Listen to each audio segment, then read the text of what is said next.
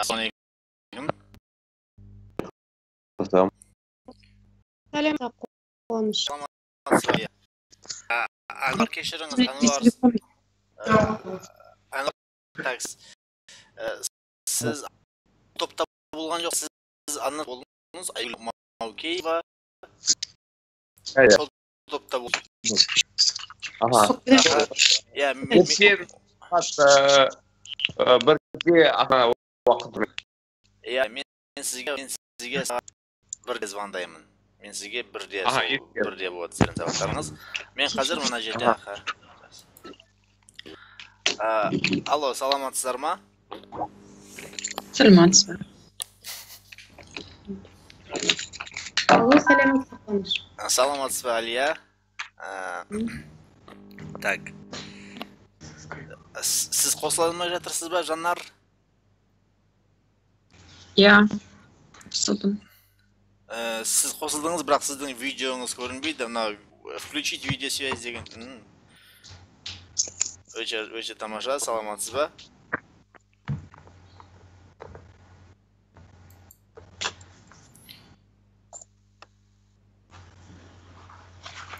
Так. Қайырлы таң. Сіздер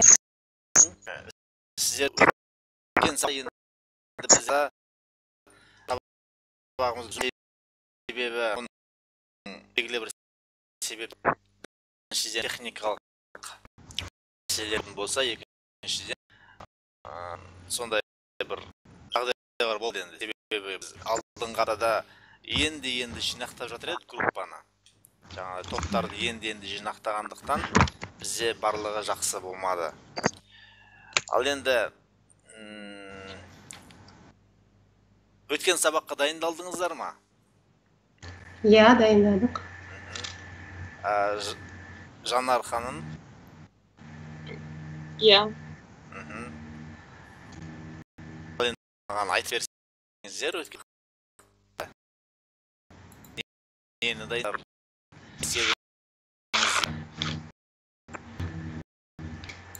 Де танысудайдық. Сәлем деймін. Және 9 қазақша үш сөздер. Үштен сөздер таптыңыздар, е? Сіздер бүйтесіздер, оны маған почтаға жібересіздер. Почтаға ше? Мен онды білесіздер? Жоқ. Онда сіздерге осы сапкеннен кейін жаңа үй тапсырмасын менің жаңа почтама жіберуді мен сіздердің жаңа электрондық пошталарыңызға жіберемін, маған жіберіңіздер деп. Жарайды ма? Сол кезде жібересіздер. Ал енді біз бүгінгі сабақты бастайық. Себебі 15 минут уақытымызды өткізіп алдық. Үй тапсырмасын егер мен сұрайтын болсам, онда біраз не қылып қаламыз жаңағыдай.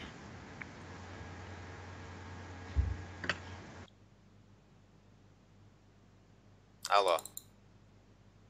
Алло. Мені көрсіздер? Я.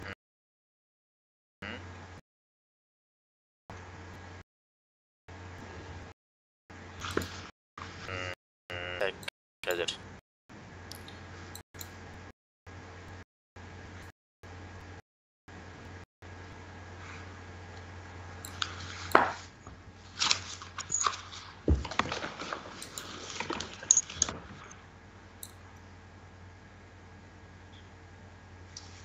Жанар, сәлематсыз.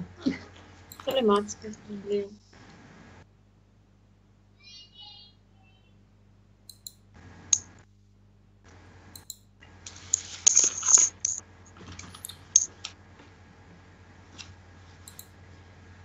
Мына жерге сабақтың тақырыбы шығу керек еді негізі ше. Мен соны мен сіздерге жібердім бүгінгі сабақтың. Мына жерде экранға назар салыңыздар. Көрдіңіздер ма? Урок 2 деп тұрған, екінші сабақ деп тұрған. Камал. Жанар, сіз таптыңыз ба? Урок 2 не вижу. Урок 2 дегенді? Урок Понятно. второй. Что Урок урок? номер 2 же будет. Что-то я- Вот же мой файл. А, вот файл.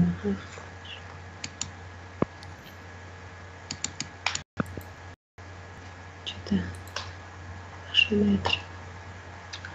Подождите чуть-чуть.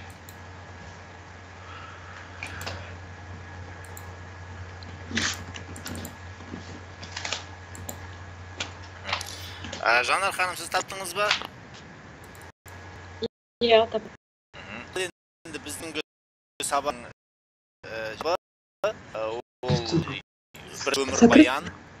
Бірінші өмір баян. Второй ответ. А вот же. Апта күндері, Я ж. кешіріңіз Алия ханым, сіз Это вот его как раз. сөзімді білмесеңіздер өтініш. Бүгінгі тақырыбымыз ол өмір баян. Апта күндері, аяттары, яғни синкромонизм және ассимиляция заңдылықтары, иә. Сіздер жалпы өмір баян деген нәрсені білесіздер ғой, иә. Өмір баян деген адамның бұл өмірге жаңа келген сәттен бастап қайда тұратын уақытының барлық жапаттауы орысша айтқанда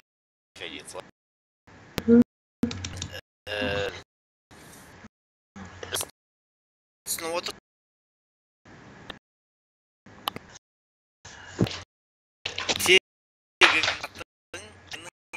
Яғни тегі, аты, әкесінің аты, ол орысша фамилия, имя, отчество, солай ма? Одан кейін туған күні айлы, ол рождение. Туған жері рождение, ұлты, одан кейінгі жасы жазылады. Сосын ол адамның отбасы құрған немесе құрмағандығы жазылады.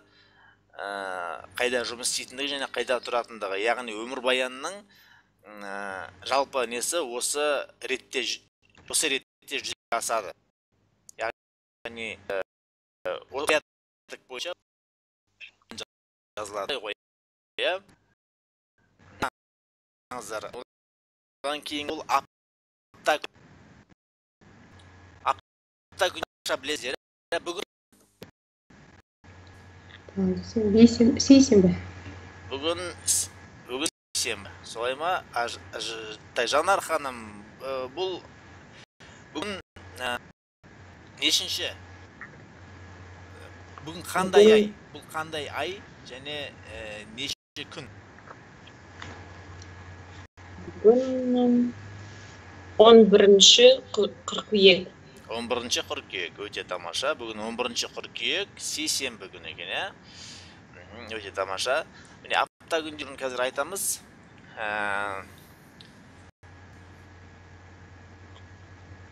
Жанар ханым, сіз бастап айтып беріңізші мына жердегі 7 күнді осы рет бойынша, яғни осы порядок бойынша айтып беріңізші маған. Дүйсенбі, сейсенбі, сәрсенбі, бейсенбі, жұма, сенбі, жексенбі. Өте тамаша. Алия ханым.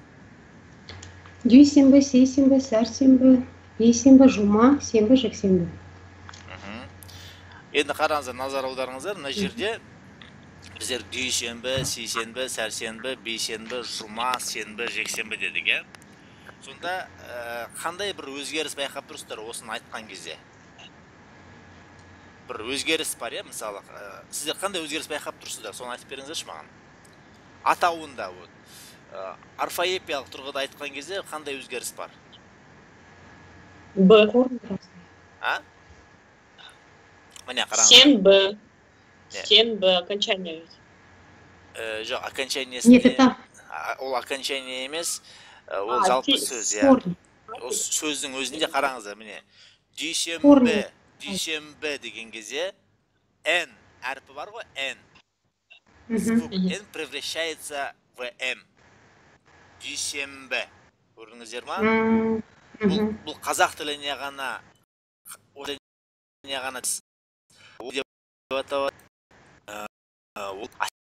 ассимиляция деп аталады. Это называется законом ассимиляции. Түсініңіздер ма? Жазып отырыңыздар, сіздер жазып отырыңыздар, Жанар ханым, жазып отырыңыздар. Это называется законом ассимиляции. Существует 3 вида ассимиляции. Ол жаңа прогрессивная, қазақша ілгерінді ықпал. Потом регрессивная, кейінді ықпал. И прогрессивно-регрессивная ассимиляция ол тоғыспалы ықпал деп аталады. Қайталаңызшы тағы да. Прогрессивная қандай болады? Прогрессивная ілгерінді ықпал. Ілгерінді. Ілгерінді ықпал. Регрессивная кейінді ықпал. Және прогрессивно-регрессивная ассимиляция дейді. Бұл орысша айтқанда. Қазақшасы тоғыспалы ықпал.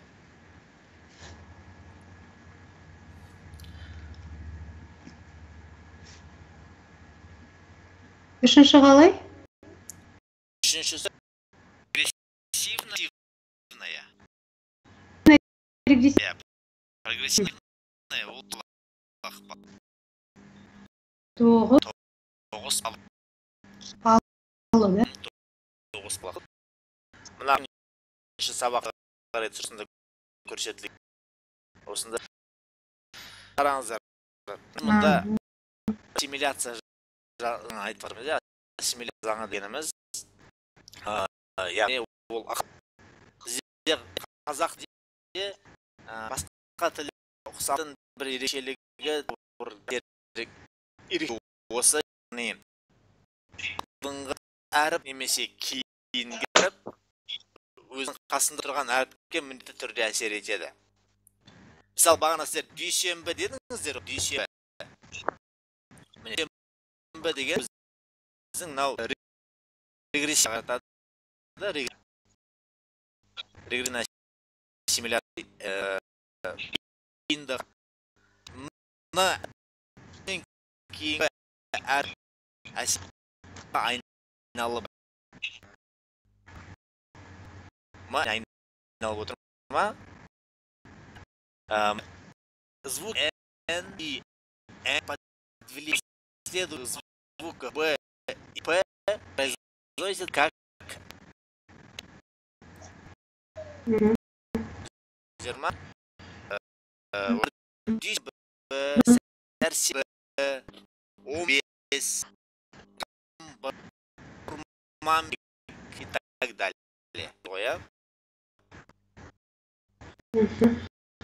Ассимиляциялығы деп аталады. Одан кейін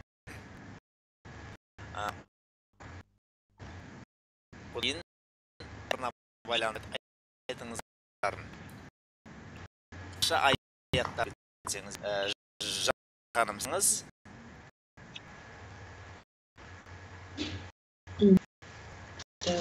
Жоқ, емес айдың ай.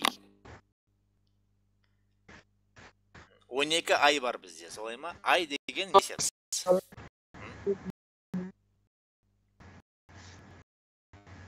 Қаңтар, наурыз,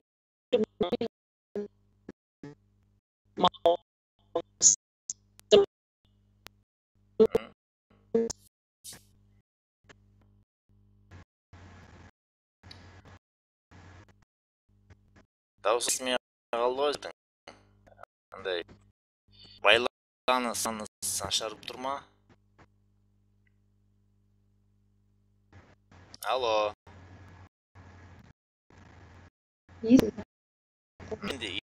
Енді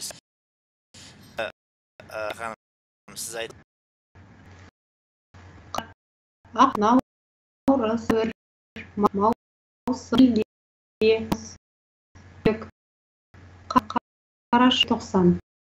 Маша, жалпы міне осы апта күндерін аттарын сіздер әр сайын сұрап отырам бақсайым. Бүгін күн ай деген зер соның произношын жай ма? Өте бұқтарды мынайлық сөздер сингармонизм сөйлейді. Сингармонизм білесіздер ғой, ол орыс тіліндейізм заңы. Ол синхронизм. Соны қарап енді біз граф жағына қарап баттым ғой, существует три ассимиляции. Яғни ассимиляция үш түр айттым, ол еріндал, кейінбал және тоғақбал. Солай ма? Сіздер мені естіп отырсыздар ғой, Иә. Енді қараңыздар. Ең бірінші жазыңыздар прогрессивная ассимиляция. Яғни ілгерінді ықпал. Ілгерінді ықпал дегеніміз не?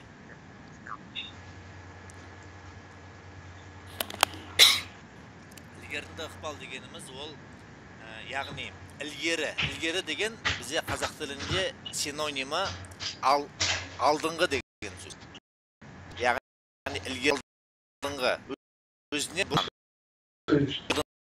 бұлында ілгері тұрған одан тұрған екіге влияйтын әріптің дыбыс жеруін ілгерінді ықпал дейміз. Түсініңіздер ма? Бірінші после гласного, сонорного или звонкого звука глухие звуки. Так. Глухие звуки произносятся как г. Мысалы, халіңіз қалай деген сөзде біз жылдам айтатын болсақ, халіңіз қалай дейміз. Солай ма? Халіңіз қалай? Яғни қ әрпі г әрпіне өзгереді.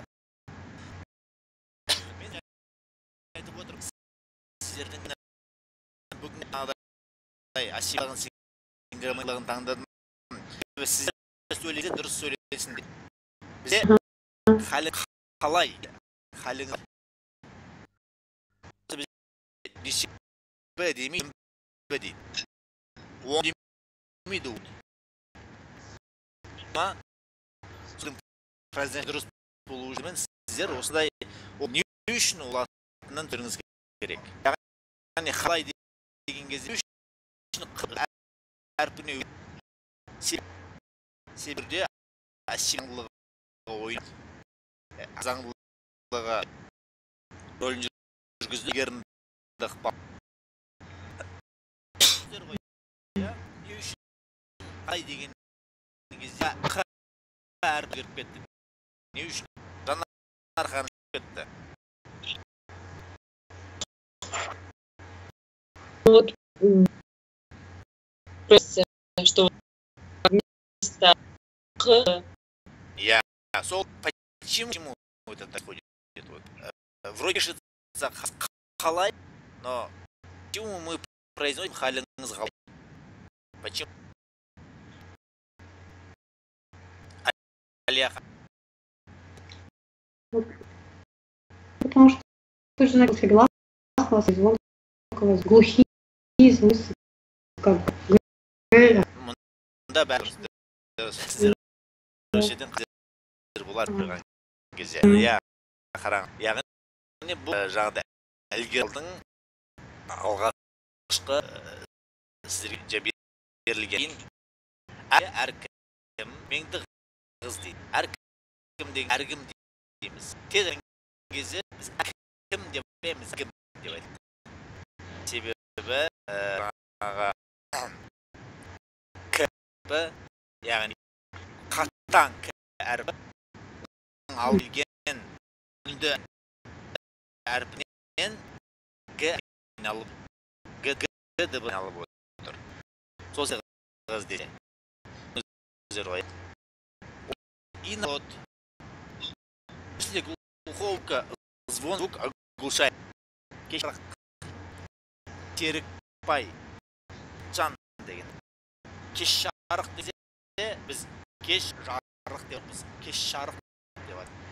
Яғни әрбінің әсерінен жіпі ш қатаң дыбыс, ал жуяң дыбысы бағанағы ш қатаң дыбысының өзінен ілгерген жіпінің шысының әсерінен өзі де дыбысына айналу. Жарық егер байқасың кеш жарық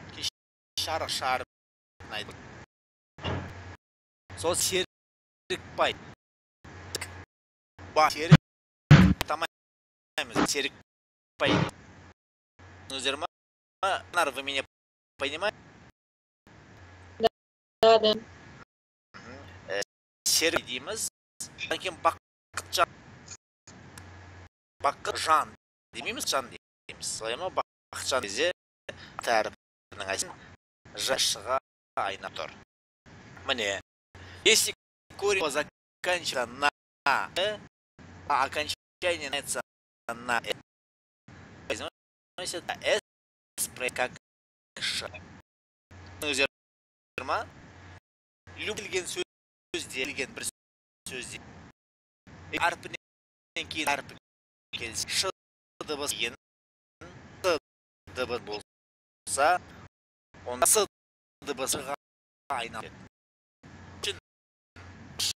Ша, ашы, ой, шса, шаша дейміз, сәтті ін дейміз, е? Үшін, шаша, ол көшін, міне, біз ол сіз, ол да демейміз, шаш демейміз, сін дейміз. Бұл жер, мен сәрі келеді, ол өзгерген, ауыз кезде бір-бірін кезде онда нәрселерді тау тиіз. Яғни, көрсіз біреуге қосса сізге ол болады. Егер қазақта білетін бір адам қосса десең, сізге күледі. Неге қиынап деп күледі. Солай ұша қысқар деп айтамыз. Одан касающийся е уже что есть или е произносит мысалы үлкен деген сөз бірінші келді е тұр ғой алдыңғы бісінің әсер е дыбысы оқылады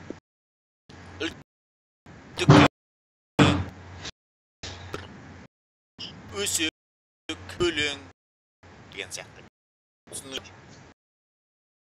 Прям төс, өлең деп айтудың қажеті жоқ.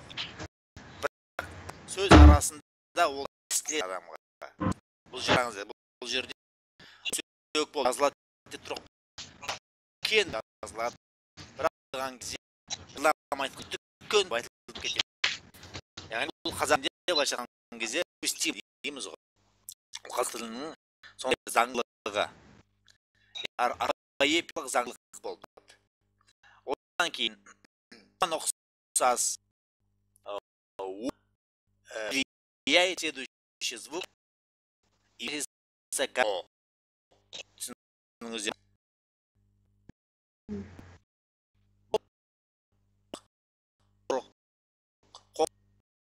Демейміз өтеміз, қол айтпаймыз, қол сөз кездегі ау дыбысының әсері оға айналып тұр. Түсініп отыр, мен сіздерге түсіндіріп отыр. Олар ет, мен жайлай осы мысал береді, мен сіздерге түсінсін не болады деп. Одан отырып регрессия, яғни кегеніміз не ол влияние посерка на предыдущий, яғни бізден кейіннің алдыңғы діретуі ықпал деп аталады. Кітап жіктік жалғауы жауса кітабы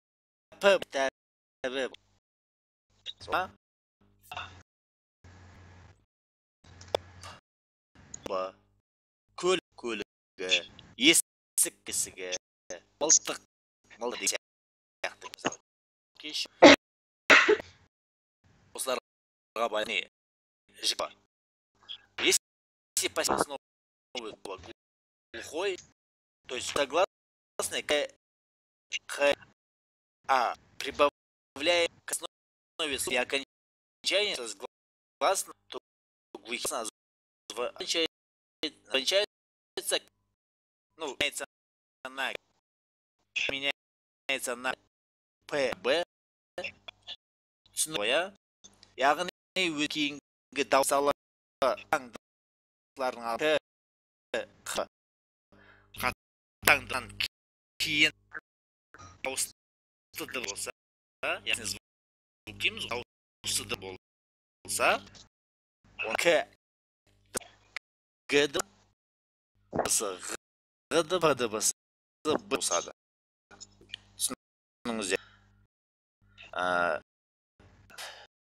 Мысалы, кітап, доп, к деп айттай ма? Міне, заңдылықты да білік. Сіздерге құтыр ма? Қызық. Түсіні Арханым. Мына айтады, если исключать әріп, тарап,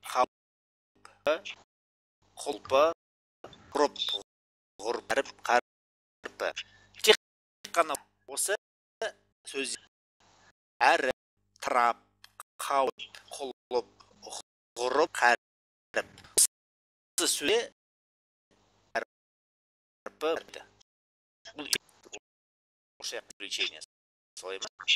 Міне, жердер кейін мысалға қарап, әрібі деген сөз жоқ дейміз біздер. Сол сияқты қазақтың қылып деге болмай дейді. Одан кейін замок деген сөз жиі қолданады. Мынандай құлпын беріңіз деуге болады. Бұлба деген сөз құлпы дейміз. Осындай исключение бар қазақ тілінде. Одан кейінгі осы кейінді ықпалдың бір екінші түрі з под влияющего с произносится как с.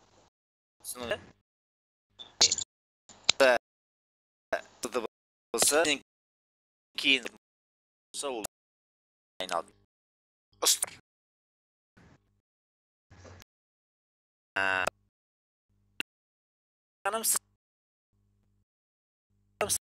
Сіз қызы әріпі сығыр солай ма? Дыбысының әсесі сығайға сыздар. Сөз най, 100 сом, самаймыз ғой біз. Немесе қыз дейміз ма? Сыз дейміз. Міне заңдылық. Одан аңса кейін айтып кеттім, өзінен кейін П-сының әсін М дыбысына айналды. Дүйсенбі, сейсенбі, кез келген сөз, Н мен П, аң мен бірге келіп қалатын болса, яғни Н кейін П әрсе, немесе аңнан кейін П келетін болса, барлығы М болып оқылады. Дүйсенбі, сейсенбі, сәрсенбі, бейсенбі, сенбі, жексенбі сияқты. Соя. Сәрсенбай, тағы да дүйсенбі мысалы. Амбыр деген сияқты. Одан кейін звук под влиянием звуков Г, Г произносится как Н. Надо өзіне болса, яғни К, Х, Г, Г осылар керек болса, онда дыбысы дыбысына кетеді. Мысалы, дыбысына кетеді. Мысалы, түнгі бұл жерде екі өзгеріс бар. Яқанат берші өзгеріс бар деген жерде. Гласное меняется. И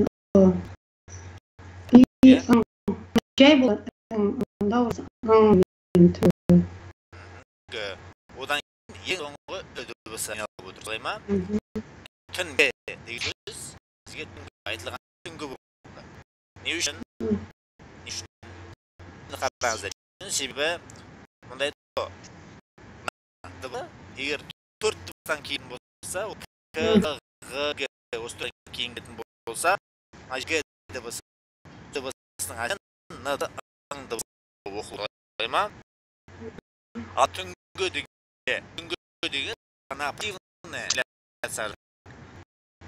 Соңғы дыбысы дыбысынан алдында дыбыс әсеріне өзінің алдында тұрған дыбысының әсеріне дыбыс өбіп оқылып отыр. Бұл ғана айтқан прогрессивный ассимиляция. Бір күнгі дүйсали деген сияқты. Кейін кезде естіңіздер, дұрыс па? Дүйсен жоқпын. Дүйсен али деп. Одан из влияния пассивного звука произошедшее тура сияқты. Бұл жерде З дыбысында өзгенің шығысы келетін болса айналды. Құрылыш сөз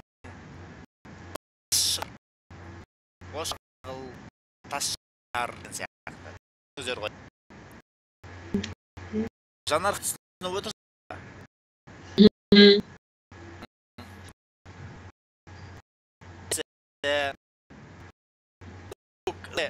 Под влиянием пассивного звука Ж относится к Ж. Уран, күжан, тастағы. В эксплицитных словах и словосочетаниях влияет следующие гласные. Под влиянием последующей гласной предыдущая гласная падает при произношении. Мысалы, сары өзек деп алмаймыз. Жазылған кезде сары өзек көп жазылады. Бірақ алған кезде сары өзек. Сары арқа. Бірақ айтқан кезде сары арқа. Қарсы сендегі алма сөзі бар ғой. Яғни атаның бұрынғы жауы алма ата, солай ма? Ал енді алма деп дейді. Алма ата. Өздер ма? Осы лыққа өздер ғой. Одан кейін осы тақаныстыр. Мысал айтып жанық беріңізші, мысал байланысты. Осы жетті. Мына жердегі жерден басқаңыздар. Мысалы екі сөзді алудан словосочетаниялар екеуі бірінші бір кейін глас дыбыс болып, екінші алға дыбысы дауыс дыбыс. Сондай болған кезде бір дауыс қалады.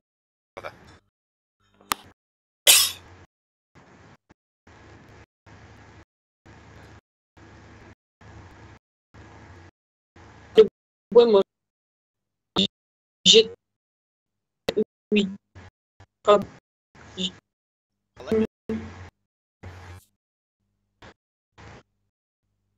Который заканчивается на начинается и получается. Например, жить. Это будет, да. Ол дұрыс.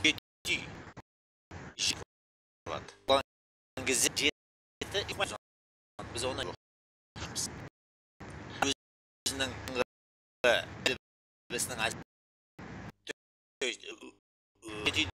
деген кезден кейінгі әсерінен қалу деп 7 жылда мінекей өтеді.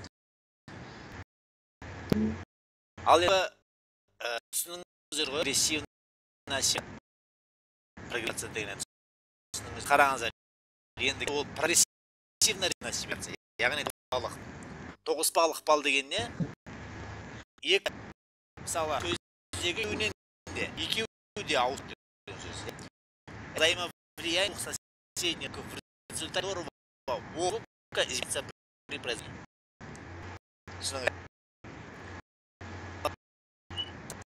Сочетание же как шан, ешан, кез келген любой қазақ тіліндегі кез келген ал жерде егер с дыбысымен ж дыбысы келеді ш кетеді. Екі дыбысын айналып. Түсініңіздер. Дос-шан, таш. Вот н как н деген сөзден дыбысыға г дыбысы айналып. Жаңға қар деген сияқты. Сачен н к произносится н г. Күн көр келді. Түсініңіз. Міне. Соғым сіздерге осы яғни өзгеруі қазақтардың қазақтар заңдылықтары бар. Бұл заңдылыққа сіздер айту барысында, яғни сөйлеу барысында бағынулар керек. Себебі егер сіз қазақ сөйлеген кезде ассимиляция, синхронизм бағынбайтын болсаңыздар, сіздер жүргенсіздер. Одан кезде надо будет смеяться. Сіздер произношение смеяться бағына отырып болсаңыздар, күлкіге қалып.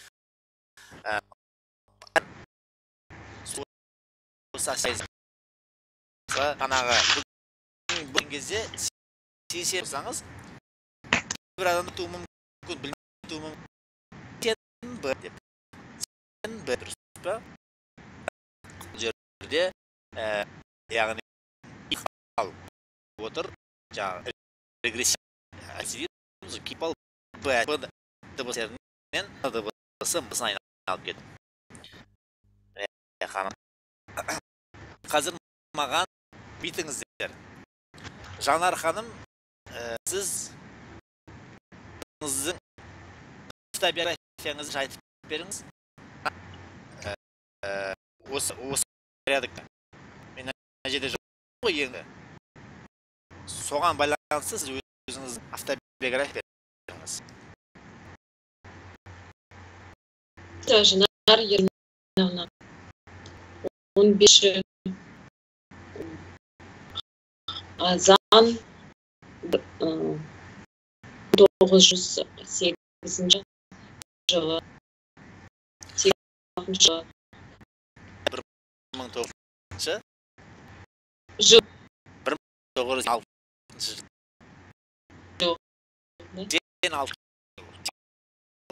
8 деген ол 80 жылдыңыз. Вы же года. 80 1908 жылы.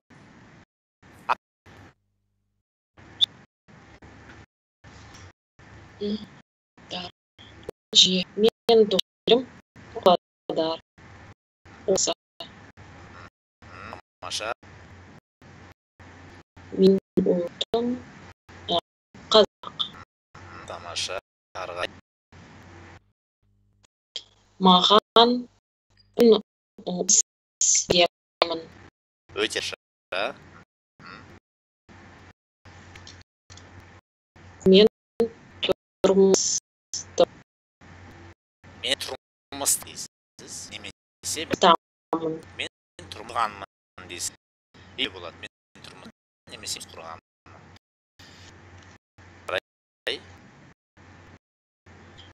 Yani жұмыс Қайда? мен Аслас. Амина қаласындамын. Тамаша, өйша. Далее.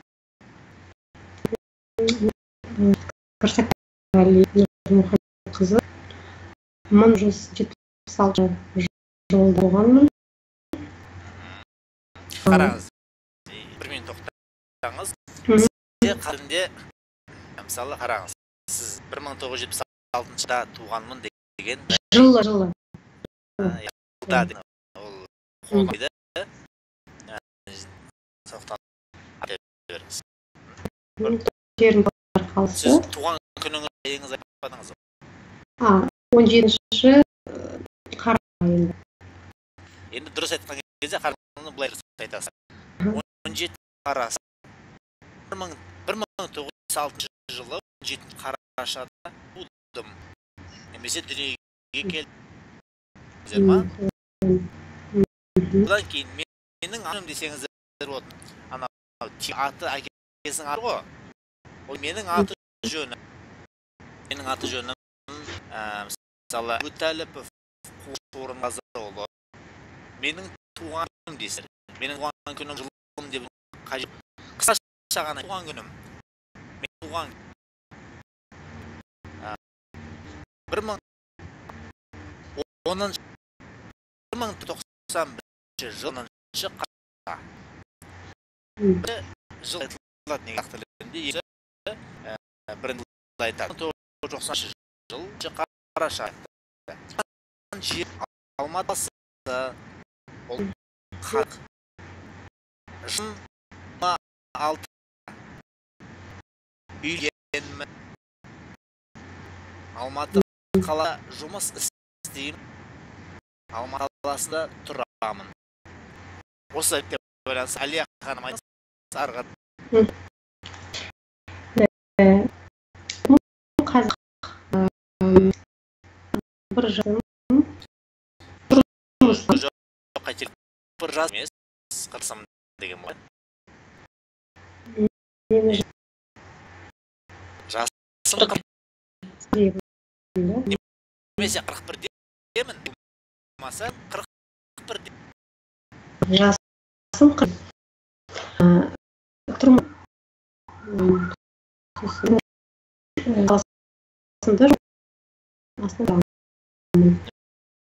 Өтеді.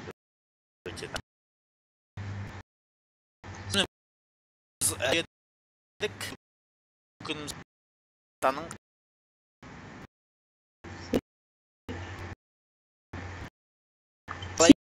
сесеміз тамаша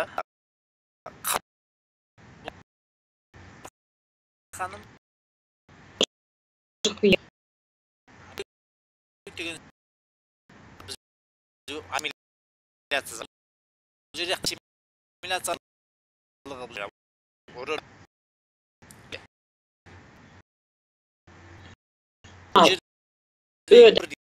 заңбыр екі бір деген айтып берді. Үйреттім жама айтып берді. Екі ойлап тұр. Біріншісін қалсаным. Получается, к и өр. Міне, өсі ең соңғы ебір дегенде е дыбысына әсер ө дыбысына айналып күркеук. Одан қа дыбысы өзінде тұрған үнді дыбыс ерінен ге айналып дыбысына айналып күркеук. Өздерімен күркеук дейді. Бұл қая. Міне саңғылықтар ойны сондай ойнап тұр. Ау? Күркеук.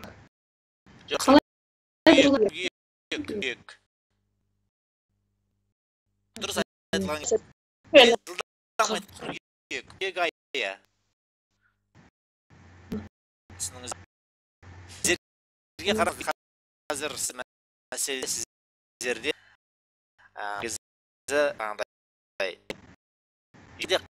қазақ шегі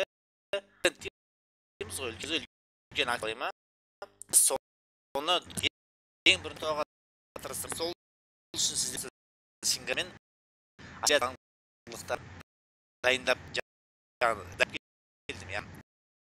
Сіздер не сұрақ болып баста, не үшін өді болса өтіп кетті деп, не үшін қыға кетті деген сияқты заңдылықтарға отырып сіздер сөздер болады.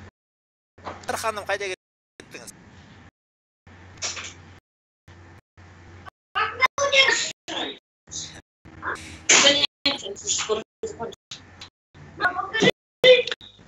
Получается, это прогрессия ассимиляции. Здесь получается К, Х, на Э. К на Г. К на Г. На А Г на Г. Правильно. Здесь ассимиляция наша. Одан кейін ол сингармонизм, сингармонизм. Это основной языкового языка. Звучит так. В составе слова могут быть только твердые звуки, только мягкие звуки. Қазақ тілінде сала албуын, алдуын жуасты болса, кейін буын да жуан болады. Ата деген, ата өзге, аталер демейміз, аталар. Оған жалғана болса, жалғанатын бұл ла, яғни жуан. Кейін болса, солай және әрпі жылықтан жалғау болады. Әке алмаймыз, біз бір дейміз. Оған міне бұл сингармонизм заңдылығы. Соответственно, твердые тонкие, екі қос дауысты дыбыс дифтонг деп аталады. Соответственно, твердые тонкие и, ю, я употребляются в словах глаз. Мягкие тонкие в словах мягкими глазами. Яғни дифтонгымызде ол бағанағы и я әріп. Ол жер у деген о мен у дыбысын салу арқылы әрі жуан айтыла береді. Яғни бұсар әрі болып кез келді. Яғни егер ол сөзде келетін ба, ауыз деген ауыз де ол жуан болады. Өздерім ма? Алло. Жанар ханым мүлдем өшіп кетті. Алия ханым.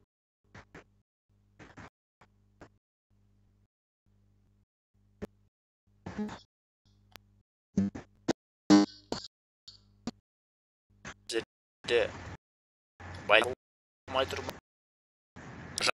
Жанар ханым, сіз? Я сама. Сіз қалдыңыз. Естіп тұрмыз. Енді қарақ, мына жерде сингармонизм заңдылығын сингармонизм дейді. Бұл қазақ тілінің негізі басымдылығы. Ең бірінші деп айтып болады. Себебі қазақ тілінде жуан сөзге жуан жалғау жалғанады, жеке сөзге жеке жалғанады. Тек қана оған дейміз ғой, исключение, первое, вошедшее в казахский язык в раннем средневековье из арабского и персидского языков и принимаемое в настоящее время как исконно рахмет. рахмет ал ауан одан кейін келіп тұрғандықтан сөзі бұл емес сөз, яғни басқа елден кірген сөздердің мұғалім, тарих, имтихан, деген сөздер араб және тілдерінен енгенде бұл сөз әрі жоқ жіңішке айтылады. Яғни бір сөз екі, яғни әрі жоқ жіңішке сөзге келе береді. Екінші из языков, в том числе из Википедия, элемент, компьютер, телефон. Яғни бұл сөздер халықаралық сөз ба, телефон барлығы халықаралық болғандықтан исключение. Славное слов. Екі бөлек қоса ол не болады? Он күн деген сөз болса, он өмірім хат, дәрі қана, кітап қана деген. Одан кейін слова мен, то есть не мен, чем, как стоящий творительный же не имеет значения мен, бенен. Творительный сөздер бұл сингармонизм заңын бағынбайды.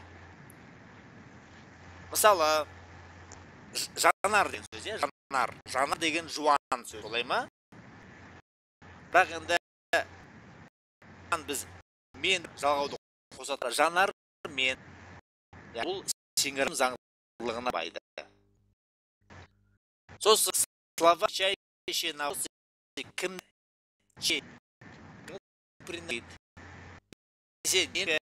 ему относится. То есть обучающая прежность. Они имеют фиксы на к. Осы айтылған бұл сингармонизм заңына бағындар, которые не меняются закон гармонизма. Шестое. Слова, добавленные к исходному слову. То есть, мысалы, гер, кер, паз, тай, қой, қор, кеш, хана, стан. Мысалы, Өзбекстан дейміз, Өзбекстан, қас күнен дейміз. Немесе, мысалы, пайда қор дейміз. Немесе, мысалы, айла кер дейміз. Саз кер, өнер паз деген сөздер бұл неге сингармонизмға байды. Если заканчивать х, ему добавится только окончание. Шқа деген сөздер. Екінші заканчивающийся на о, г, р, н, г, н, с, к, т, с, л, р, тағылар. Добавляется только мягкое окончание, если в последнем слоге с твердой гласом заимствованного. Педагог, те, ке, айрке, амбілдің деген сияқты сөздер. Түсініңіз,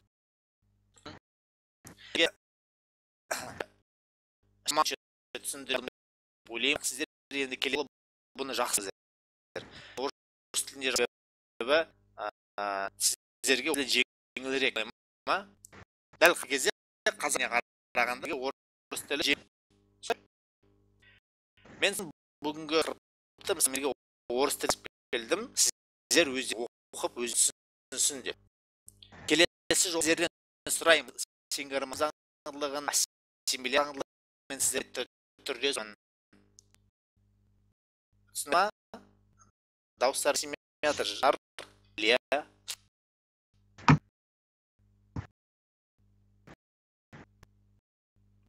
Алло. Алло.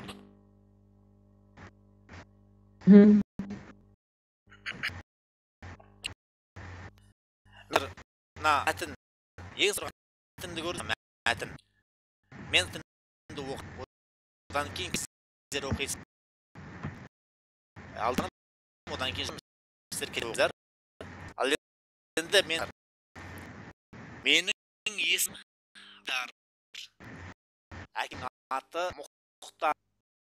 Мен қыркүйек айының 8-ші жылы дүйсенбі Қызылорда облысы Жаңақорған ауданы Үгіскен ауылында дүниеге келгем.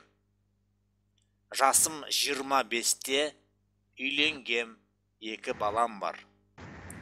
Қазіргі кезде Алматы қаласында тұрамын. Мамандығым құрылысшы. Аптасына 5 күн жұмыс істеп, 2 күн демалыс. Сенбі және жексенбі күндері демалыс. Аяғыңыз?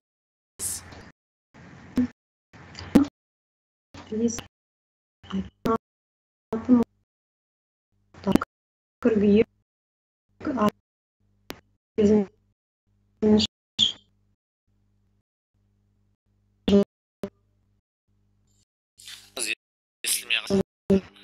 Байланыс болмай тұр ма?